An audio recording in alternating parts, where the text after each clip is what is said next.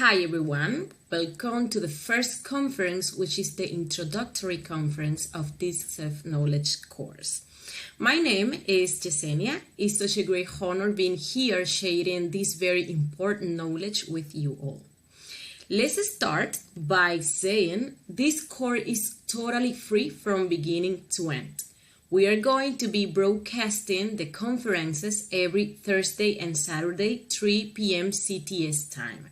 The course has an open access and you will be able to find the conferences in this page in the video section, in case you can't watch them live. This course has a total of 75 conferences divided into phases. Phase A consisting of 50 topics and Phase B consisting of 25 topics, in which a lot of information concerning to self-knowledge will be delivered. Also, we are going to be learning several practices that are going to allow us experiencing and having a direct verification of all the topics we are going to be studying along the course. So, let's start by explaining what is to know oneself and what are the objectives of achieving self-knowledge. We really believe we know ourselves because we know our name, nationality, gender, age, profession or hobbies, personality, and behaviors. But it happens to be that's not who we really are. And knowing those superficial things doesn't mean we truly know ourselves.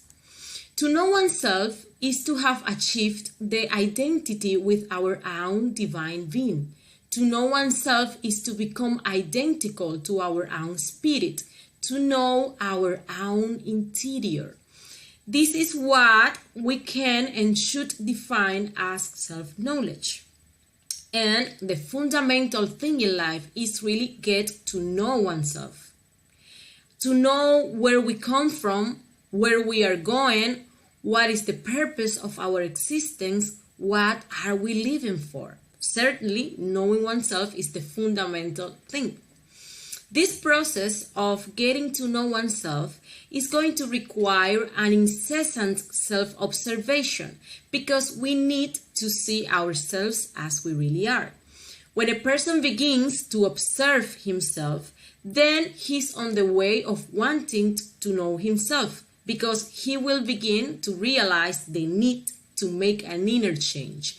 If he really wants to expand his consciousness and achieve self-knowledge and become identical to his divine being, also to know his inner world, which will give him access to the knowledge of the inner world of planet Earth, the solar system, and the galaxy or the entire universe.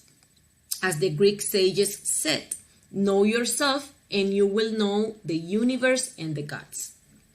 That is so because each one of us has his own divine wisdom, which is that of our real inner being. People easily admit that they have a physical body. They accept they have it because they can see it, they can touch it, but we are more than that. We are made of three parts. The first part is matter, which is our physical body or human machine.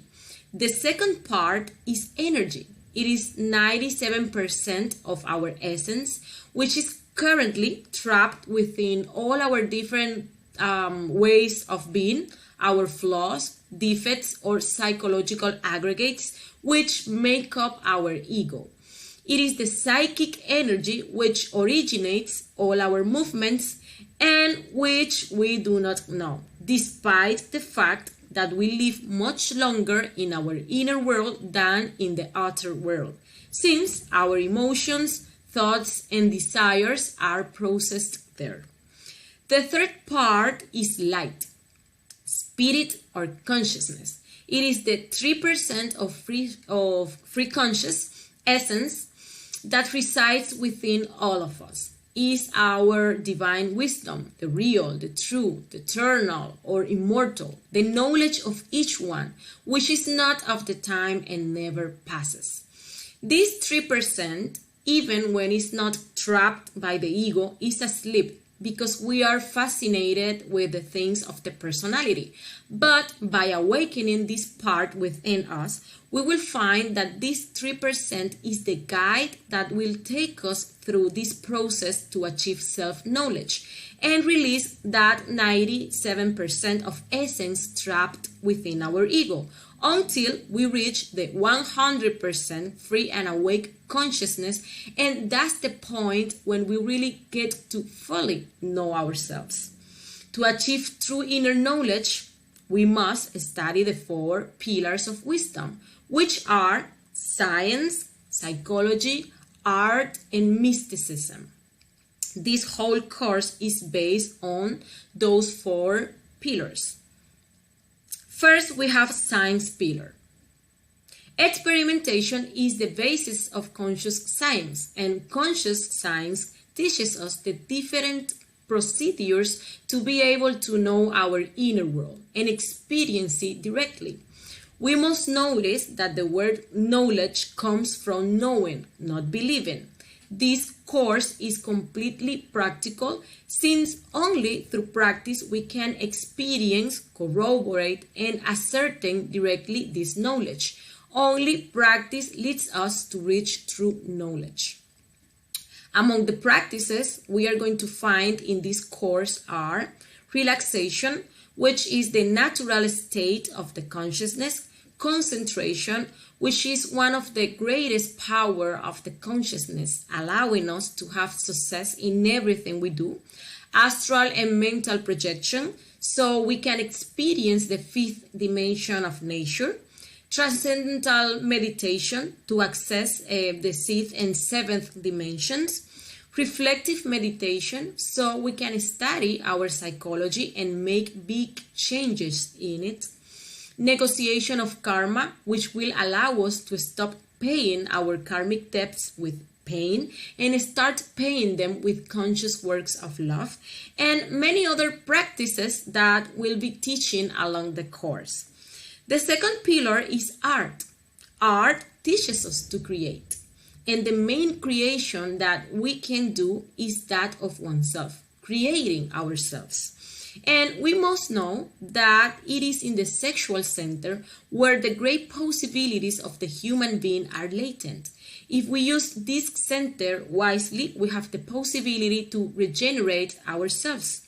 To use this center wisely is going to require changing the way we currently practice sex, so that we begin to practice a superior sex that will allow us to create within ourselves the superior existential bodies of the being.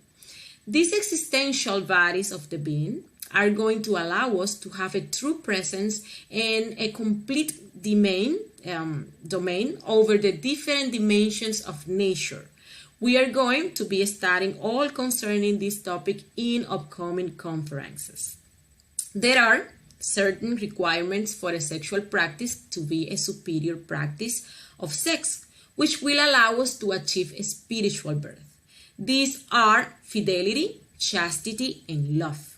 Fidelity means that we will do this creation practice through sex with a stable partner of the opposite sex, since just as the male-female union is needed to engender a child, likewise, to engender the children of light, which are these internal bodies, the participation of these 2 forces will be needed. Chastity means not fornicating, and this is achieved through the sexual union between the man and the woman, the insertion of the male phallus, which is the penis, into the female yoni, which is the vagina, without the loss of sexual creative energy. That is to say, without ever reaching orgasm or ejaculation, and making that energy go vertebra by vertebra up to the brain through the spinal cord. We also need love for this inner work and for our partner, of course, which is going to be developed as long as we advance in the work of psychological death, eliminating all the things that condition our love, and also eliminating the fornication, which will lead us to transform our sexual practices into spiritual sexual practices that will connect us with our divinity inside. The practice of sexual transmutation is very simple. The objective of this sexual practice will be to raise all our sexual energy along our spine to our brain through a process of breathing, imagination, and mantralization. It is recommended that before doing this practice, we do an energetic cleaning of our room with the song of Belilin, and we make a magic circle of protection so that negative energies do not enter the place where we are going to do this sacred practice of sex.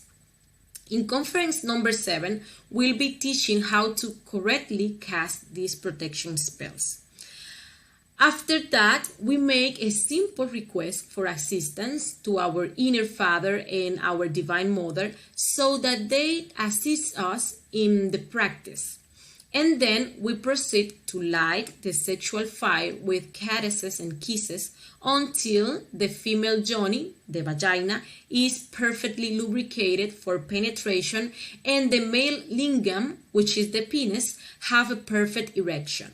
Then the couple proceeds to the connection or penetration of the lingam into the yoni, the penis into the vagina, and once connected, both begin to carry out the process of transmuting their sexual energy through a simple respiratory process that has 3 stages. First, deep and slow inhalation, as much as the lungs can have it. When you inhale, you imagine that the air enters the lungs and then goes to the sexual glands.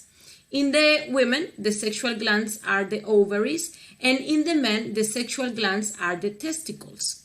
Second, retention, as long as possible, hopefully 20 seconds.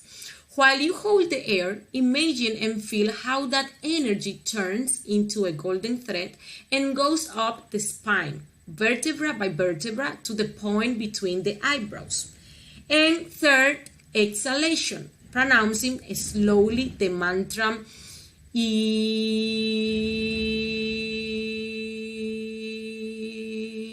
as we take out all the air from our lungs. Then repeat the complete process of breathing and imagination, and when reaching to the point of mantralization for the second time, you are going to do it with the mantra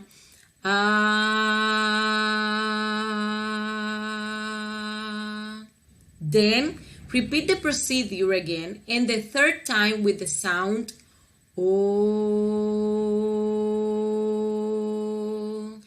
That is a complete transmutation process with the 3 sounds. Those sounds make the energy vibrate at a certain way so it can be transmuted.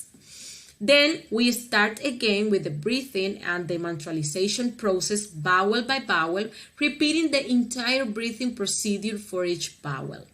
And if at any time the sexual potency drops, that is to say, the man loses his erection or the woman loses lubrication, make gentle movements, kisses and caresses to recover the potency and continue transmuting the sexual energy. This practice can be prolonged for as long as the couple wishes or for as long as they have sexual power. As soon as the power is completely over because all the energy has already been transmuted, the practice ends. The success of the practice is to always finish it without ever spilling the sexual energy, reaching orgasm or ejaculation, which is what fornication really means.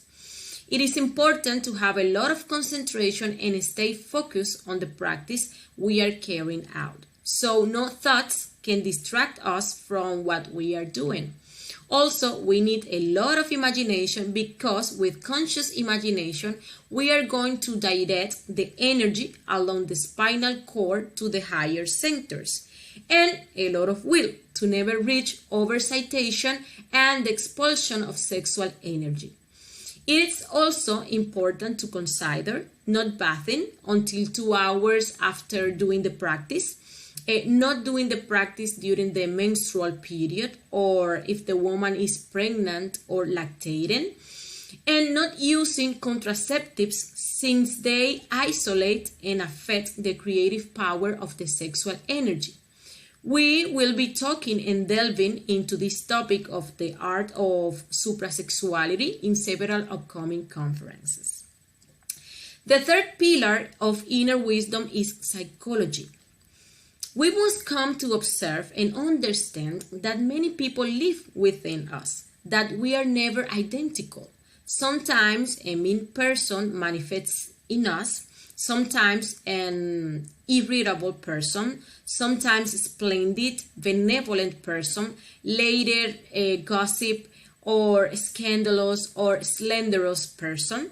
Our energy is bottled up in each one of our defects, also known as ego. We are human machines, simple puppets driven by invisible strings.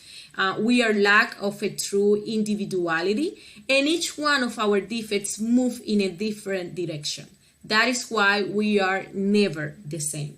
When we seriously self-observe our inner world, we get surprised by so many defects we have inside. By eliminating any one of our defects, the amount of consciousness that defect had trapped is released. With the death of each one of those defects, we recover the wisdom and love that were locked up in it. In this way, the sparks of our consciousness are released and integrated into the free consciousness. When we talk about defects, we are talking about ego, our wrong ways of being, our wrong psychological states, which are the causes of all our pain and suffering. We're talking about greed, sloth, lust, pride, anger, gluttony, and so on. And we must understand that in each one of the details of our anger, our laziness, our lust, envy, jealousy, greed, fears, concepts, beliefs, judgments, reactions, sadness, vices, excesses, arrogance, betrayals, etc., it's where all the consciousness we currently are lack of is trapped.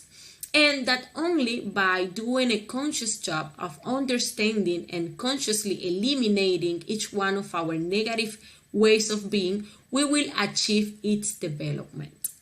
The greater the number of defects eliminated, the greater our percentage of awakened consciousness.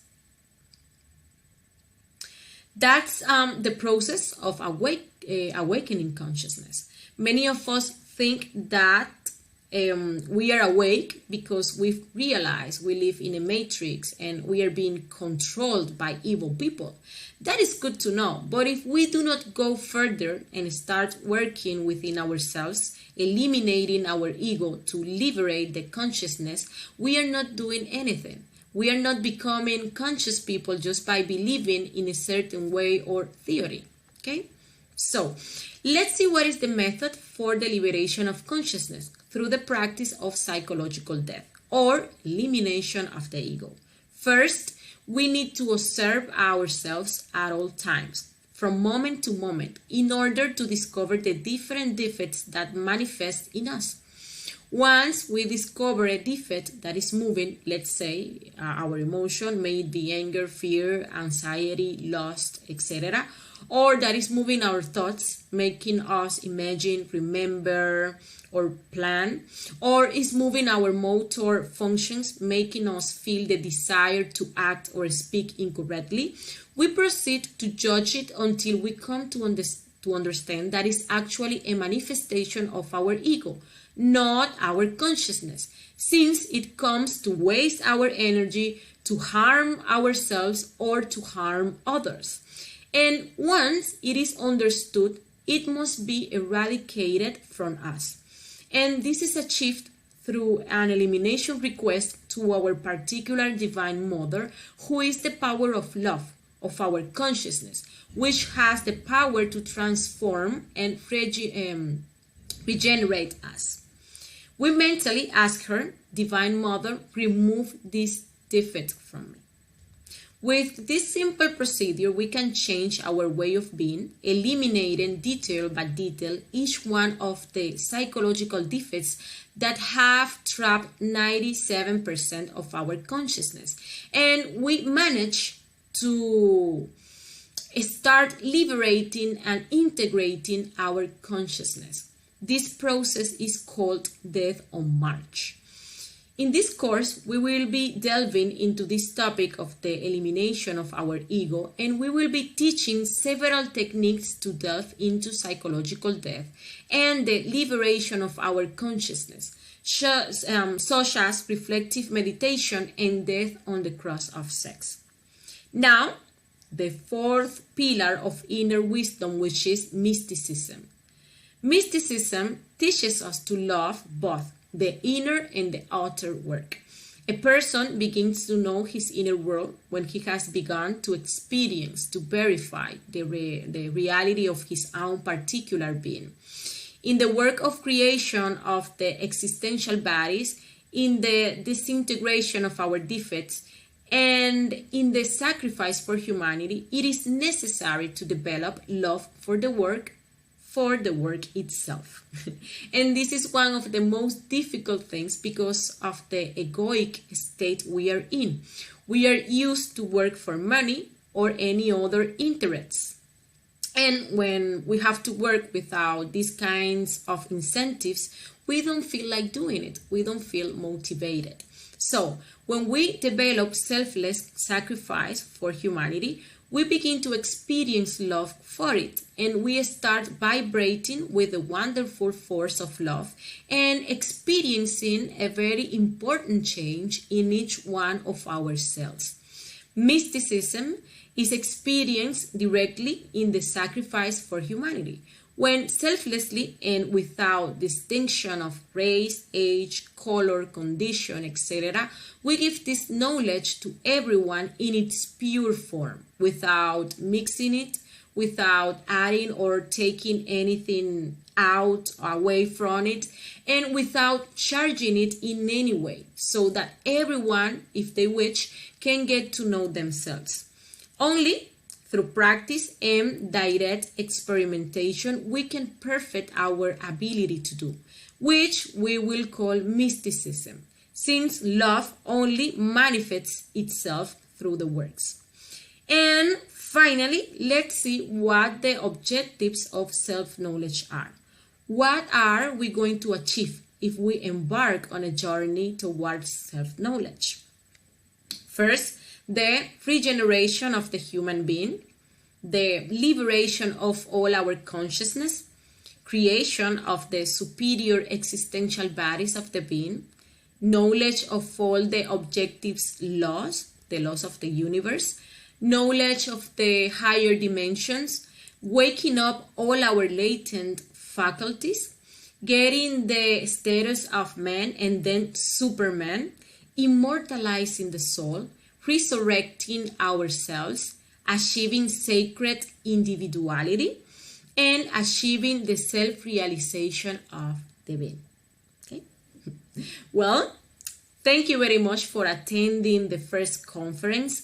Let me invite you this Saturday to the next conference called What is Death? What does die and what does not die? In that topic, we will talk about the mysteries of death. We'll see the processes that the person experiences when his physical body dies and the different types of death that exist, and how death can help us to liberate ourselves from death. If you have any question about the topic we studied today or about the course, you can leave it in the comments or contact us through Messenger. So, see you next time.